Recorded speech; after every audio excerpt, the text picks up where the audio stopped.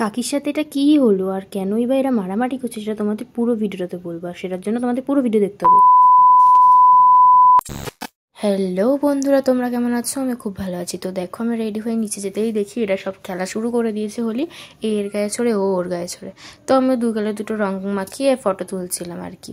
তারপরে এখানে বেরিয়ে পড়লাম তিনজনে মিলে, আমরা বসন্ত উৎসবে যাবো বলে। টোটো স্ট্যান্ড থেকে টোটো ধরে আমরা চলে গেছিলাম বাণীপুর লোক উৎসবে।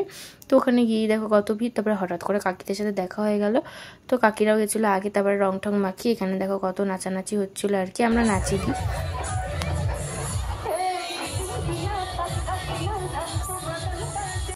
তারপর ওখান থেকে বেরিয়ে পড়লাম ফটো টটো তুলে কিছুক্ষণ থেকে।